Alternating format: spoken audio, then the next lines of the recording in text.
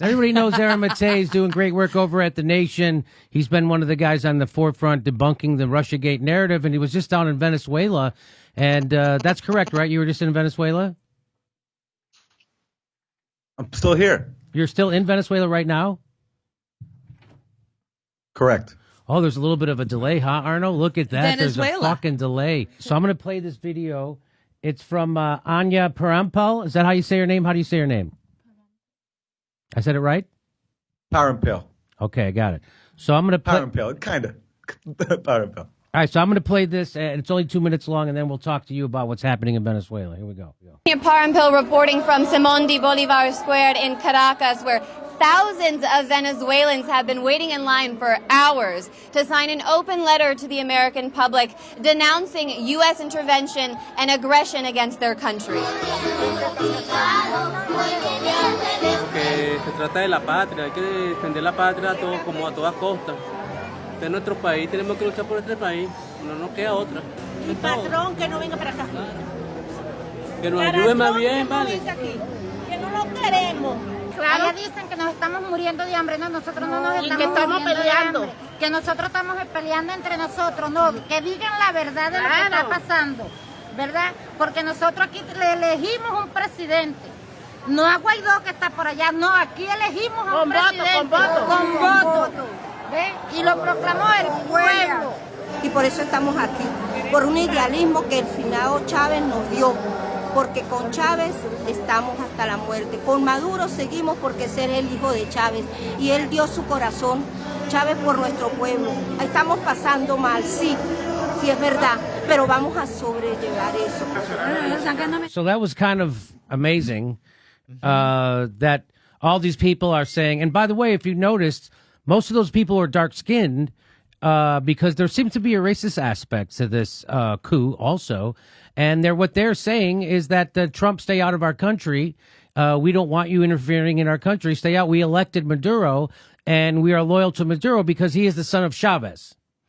So let me bring in Aaron. Aaron, what would you like to add to that? What have you been seeing in Venezuela that isn't getting reported in the mainstream news besides what I just showed you? What I'm seeing is a very complex country, but I think the most important thing I can stress is that while certainly Venezuela is polarized, and there is a large segment of the population that does oppose the government, and there are supporters of the government who have strong criticisms of the government, but I think the key thing we're missing is that the Maduro government that the Trump administration is trying to overthrow continues to have a very strong base of support.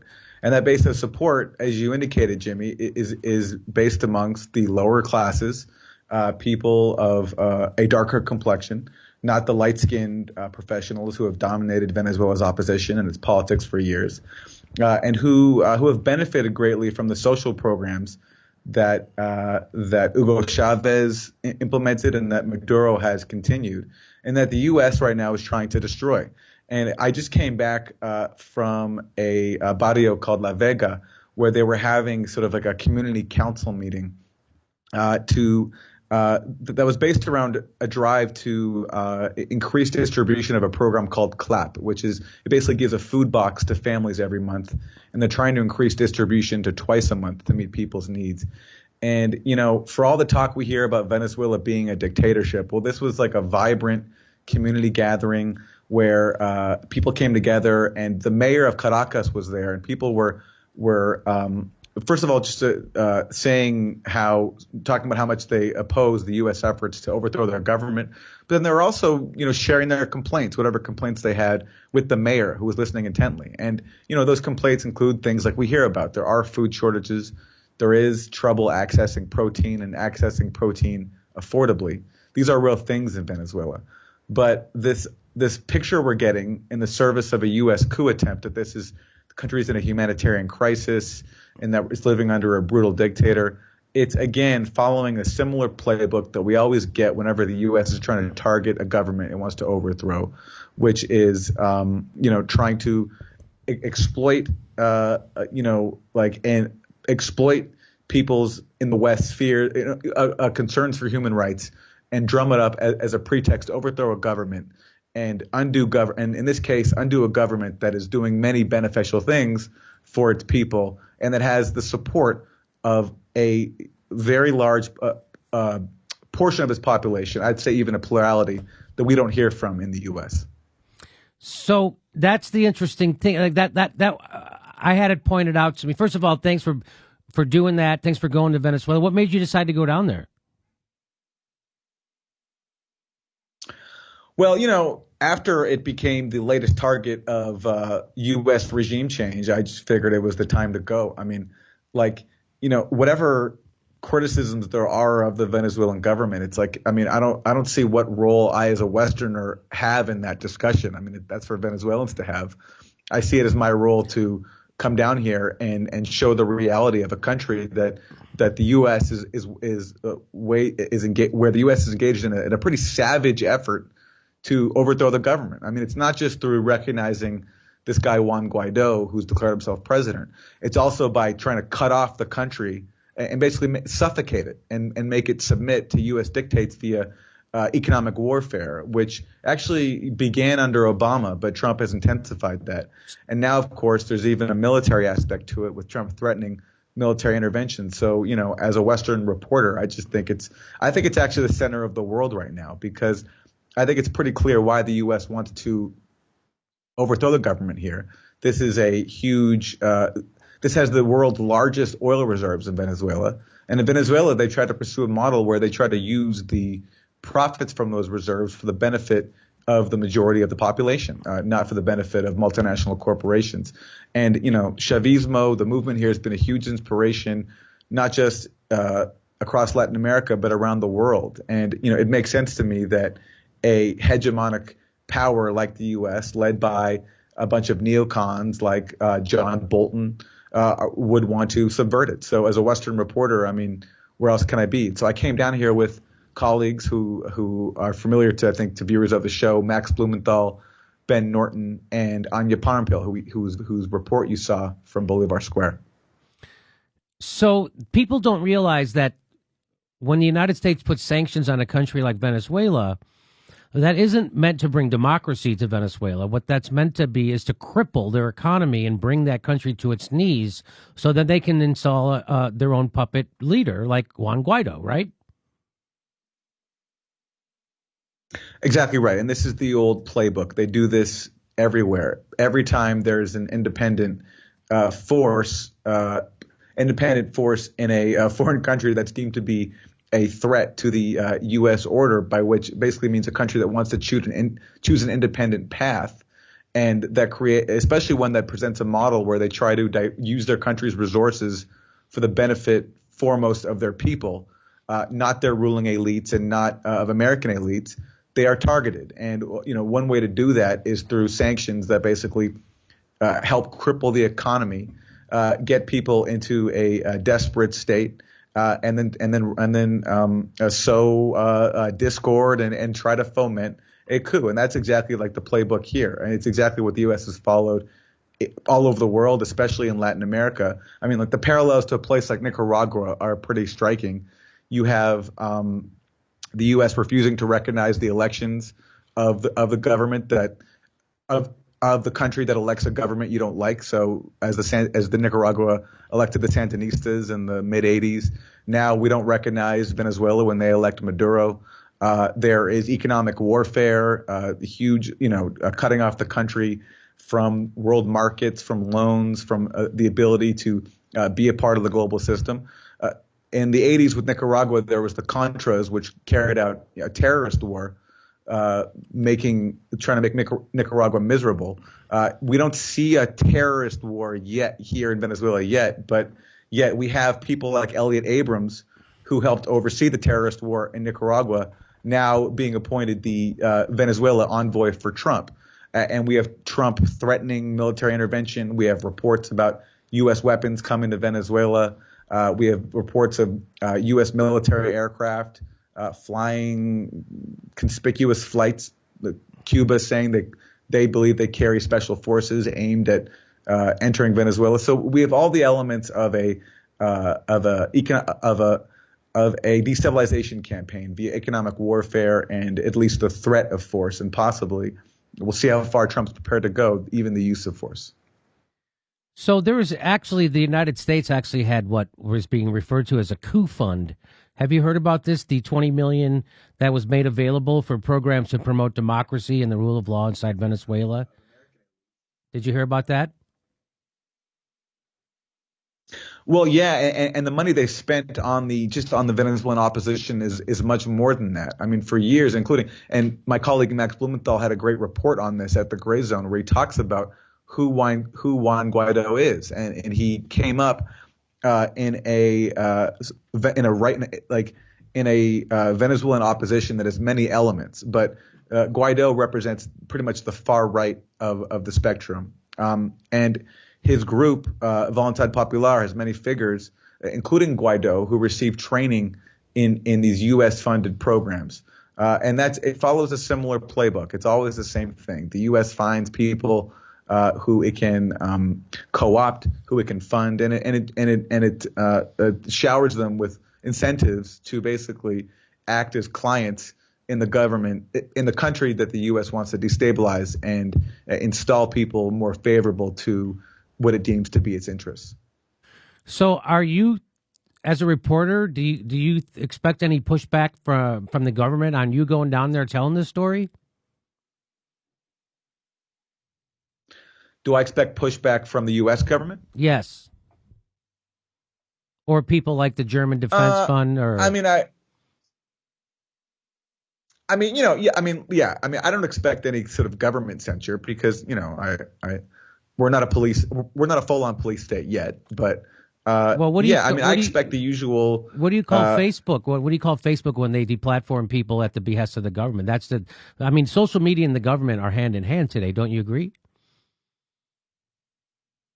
That is true, and we're seeing more and more in that, and in that. On that note, I expect more of the same, which is basically when you are a dissenting voice, when you challenge the policies of the U.S. government and its allies, then you face the normal ways that people get marginalized for doing so. So you get ignored, you get smeared, you maybe even get censored. But it's our job to ignore that and to push ahead and to just be as objective as we can and provide people with the reality and the facts that are being denied the majority of the American population, because we have a media system that is not presenting an accurate portrayal of a place like Venezuela, simply because we have so many media outlets that fall in line whenever the U.S. government decides on a certain policy, especially if it's foreign policy, when it decides that a foreign government is now an official enemy. We've seen so many times the U.S. media fall in line, and certainly Venezuela is no exception. There was just a study from FAIR saying that MSNBC gave Venezuela about 5 minutes worth of airtime. 5, yeah. 5 minutes of critical coverage. Yeah, that was 5 minutes of critical coverage of the government narrative. So they've definitely talked about it more than 5 minutes, but only 5 minutes that they have. So they're not going to bring on someone like you. Isn't that interesting? MSNBC doesn't bring on someone like you or Max Blumenthal or someone from Venezuelan analysis.org. They don't bring on any of those people. Isn't it interesting? But you know who they do bring on? They bring on Max Boot. They bring on people like William Crystal. They bring on people from the Bush administration. This is who they bring on to talk about this stuff. And that's why people don't know. Now, before you went down there, I had Abby Martin on our show and Mike Preisner, and they had filled us in on what was really kind of happening in Venezuela. Now, I'm sure you knew most of that stuff before you went down there. Now, did you go down there just to confirm what you already knew, or did you actually learn something new?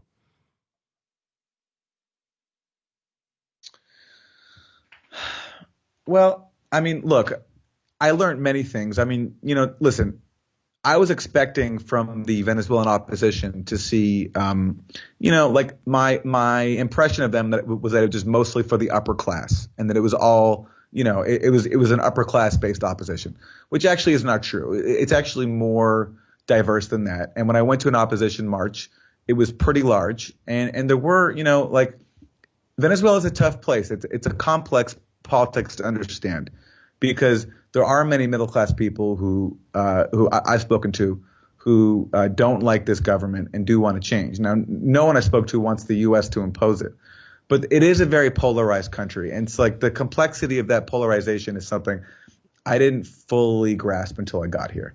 But like all that again is for something for Venezuelans to work out themselves, and the best way they can work it out for themselves is with no U.S. interference, no U.S. efforts to impose a new government, and certainly no U.S. sanctions. And I think the desperation that I heard from some people who are just frustrated with politics in general, I think I can't separate that from a context in which you have the world's largest superpower making it really difficult, if not impossible, for their country to survive on the global stage, to function on the global stage, because Venezuela can't access its own money right now. It can't access its own company, its own state oil company in the U.S. It's having its gold blocked by England. When it does transactions, it can't do anything in U.S. dollars.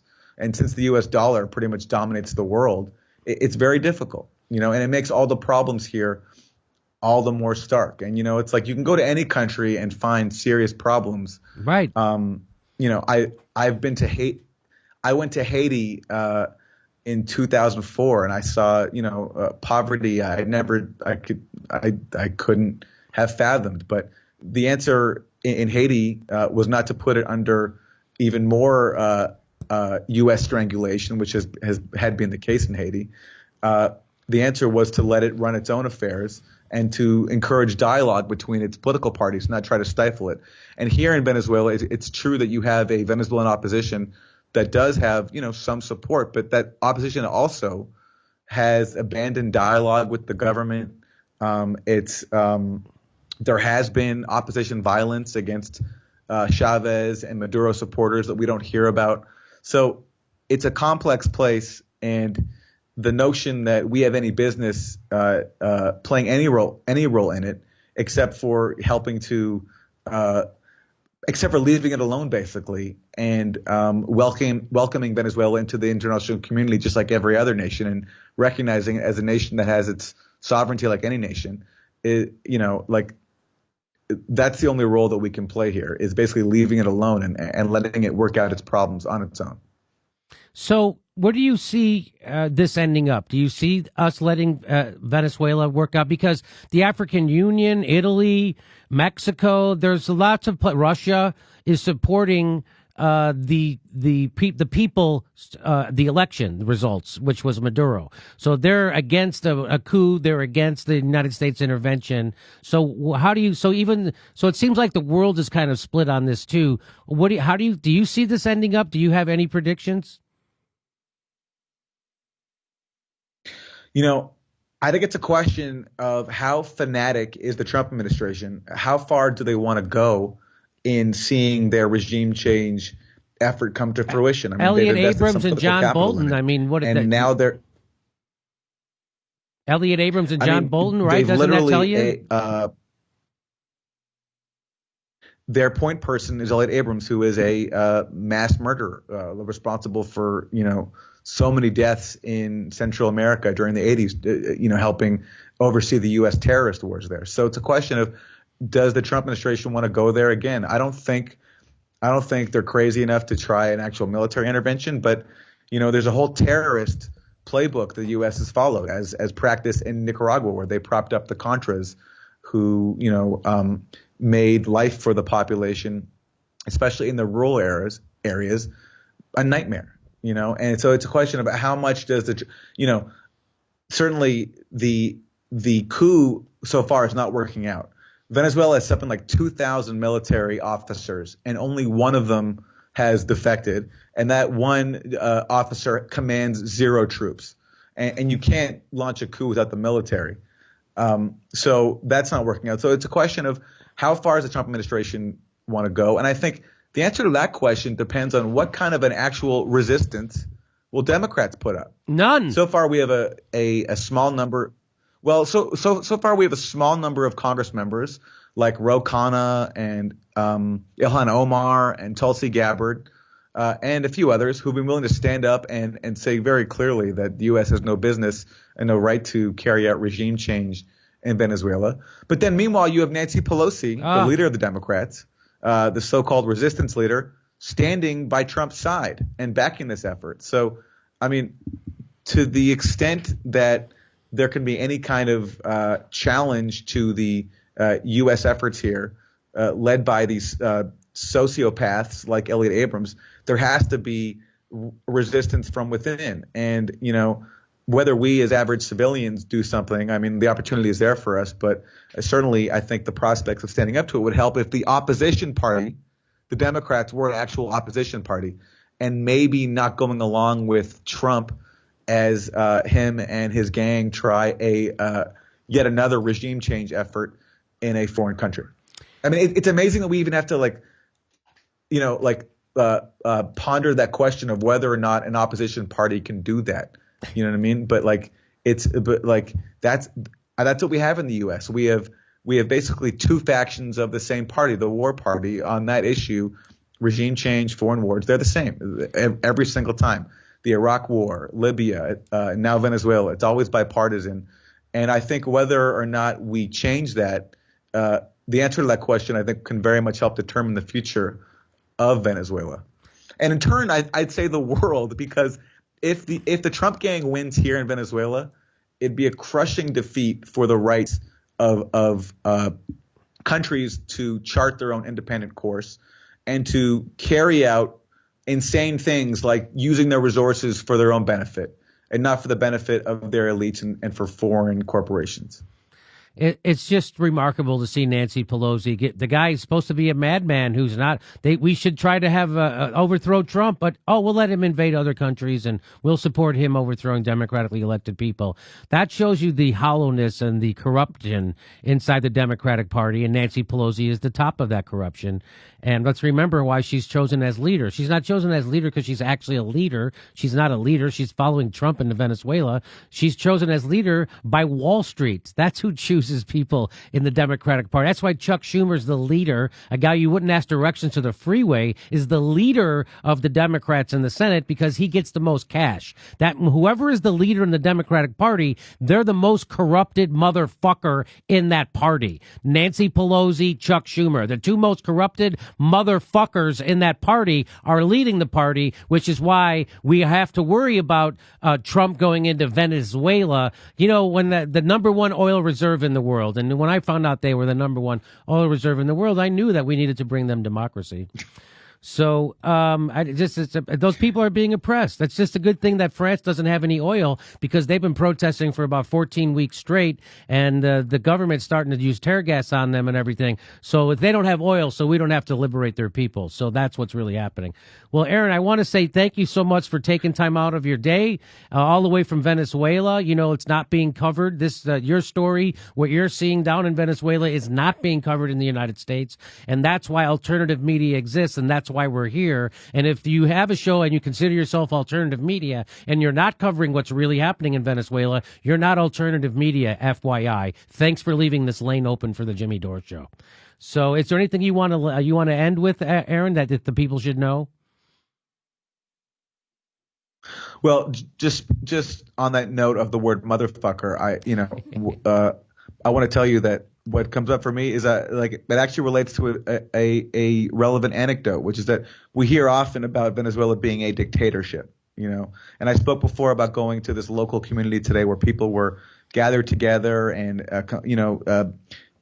talking about ways they can make their community better and also airing their complaints to the mayor of Caracas and this very lower class community in a barrio of Caracas. But that's one aspect, I think, of Venezuelan democracy that I think we could learn from. I can't imagine Mayor Bill de Blasio of New York, where I live, coming and sitting for that long and listening to complaints from local residents and addressing them in such a dedicated way as I saw today. But also another commentary, I think, on the merits of calling Venezuela a dictatorship, and this gets back to the word motherfucker. Promise I'll get back there, which is I went to this big opposition rally on a few days ago here in Caracas, and Juan Guaido spoke, and they had this thing that he played with the crowd where he would say the name of Nicolas Maduro, the president of Venezuela, the supposed dictator who the U.S. is trying to overthrow, and whenever he would say it, the crowd would chant motherfucker, right? And it was pretty funny. It was kind of funny. And I was thinking, I was like, geez, this is like a pretty, unique dictatorship where in the middle of the city in a huge district, you're allowed to have this massive gathering of people, not just protesting the president, the supposed dictator, but calling him a motherfucker. And this protest went off very smoothly. I barely saw a police presence. So that's just a small window into the merits of labeling this country a dictatorship, as we often hear by U.S. politicians and U.S. pundits trying to justify the U.S. regime change efforts right now in Venezuela. So you know what the definition of a dictator is, Aaron? I'll tell you what the definition of a dictator is. It's a leader of a country that won't let American corporations dictate their policy. That's what a dictator is. So listen, exactly right. Aaron, everybody check out Aaron Matei's writing in The Nation. And we'll have him, I'll have him back on the show. He's going to be in Los Angeles coming up in the next few weeks. We'll have him in studio. So we're looking forward to that. Thanks again, Aaron, for being on the show and for informing us on what's happening in Venezuela. Hey, by the way, before I let you go, Bill Maher made a big deal out of the Monroe Doctrine. Can you think of a dumber thing to bring up in this conversation? What did he say about Venezuela? It's our backyard. He said this is our backyard. What the fuck? It's another country. The fuck are you talking about? It's our backyard. So you know what else is there? Was Russia's backyard? The Ukraine, Crimea. That's their fucking backyard. How about that? We have missiles on their border. We have missiles in Russia's backyard. And this guy's anyway. So go ahead. That's what he was talking about. The Monroe Doctrine. Yeah, I mean, it just shows the sickness, like literal sickness. I can't think of a better term that infects the U.S. elite. Even liberals, or whatever you want to call Bill Maher, liberal bigots like Bill Maher, in looking at another country, a sovereign country, or in a part of the world, and calling that our backyard. Like sounding like an imperialist. Just like a rank imperialist, and repeating just like one of the most vile aspects of U.S. imperial dogma, going back decades now. And so that's who our liberal figures are. That's who we're getting our news and comedy from. And it's a reminder of why alternative media is important, and why people like Bill Maher, why elitism is a disease. I mean, imagine having that mindset where you could look at a foreign country that way. I mean, it's, so I'd urge Bill Maher to get help, and for the rest of us, just to turn that shit off.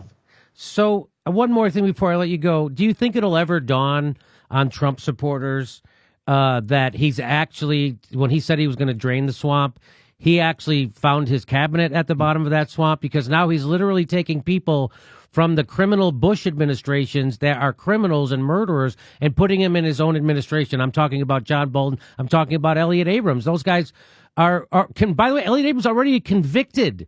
He had to get pardoned from Bush, the first Bush. So do you think they'll ever dawn on them that he is the swamp, and these guys are the worst creatures in the swamp ever?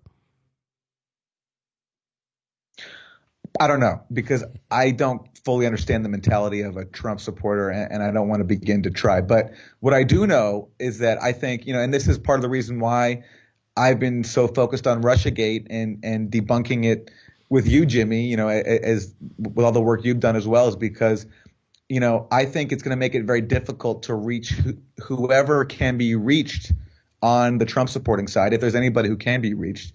As long as we, by which I mean the broad left, anybody who basically doesn't support Trump, is obsessed with Russiagate and is convinced that he's a Kremlin agent and that he conspired with the Kremlin and that's going to bring him down. I think the sooner we drop that, I think the sooner we can maybe try to reach Trump supporters and reach the people that he fooled into thinking that he was going to be a working class champion and drain the swamp. And as long as we're trying to still relitigate 2016 and still trying to delegitimize 2016 and ignore all the people who actually shunned the Democrats and said, fuck these neoliberal Democrats, and they gambled on Trump for whatever reason, I don't think we're going to get anywhere, and thankfully, I mean, while I've been away, I haven't followed everything, but I've seen indications more and more that Russiagate is, is losing steam. We had that Senate intelligence report, a bipartisan one, concluding that they cannot find any direct evidence of collusion. So when they say, I just want to stop. When they say direct evidence, I correct that. They haven't found evidence. There's no evidence. So the direct, indirect, fuck that. I've never seen anyone else have to use a qualifier like direct evidence. They've never said that about. We haven't found any direct evidence with Al Capone. We haven't found any. No, if you found evidence or not. Why do they have to add that extra word? Yeah. And we're seeing, instead of instead of it dawning on them that maybe it's time to drop it, we're seeing Adam Schiff.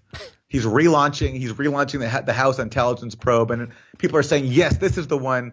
And now they're even trashing Mueller. They're saying Mueller did not go far enough. They're raising questions about Mueller. I know it's a lot. They're resting their hopes on Paul.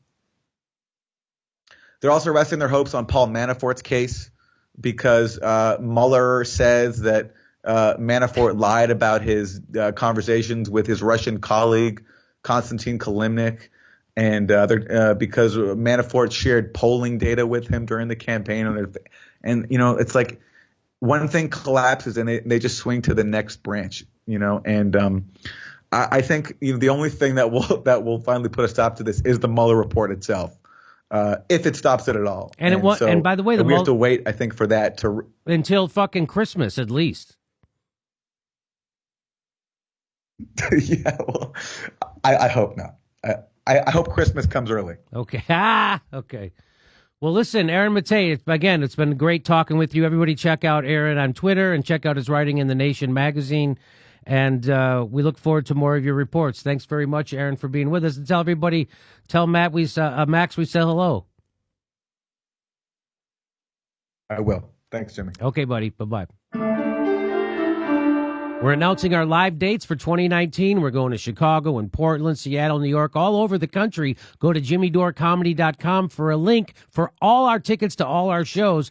It'll be right underneath there, too. Please become a patron if you like our content and help support the show. You can become a patron for $5 a month, and we give you hours of bonus material. And make sure you're subscribed. They unsubscribe people every day. I'm not kidding. Make sure you're subscribed and click that bell so they give you a notice when we drop a video. It's the only thing we can do to fight back against the bastards. Thanks for your support.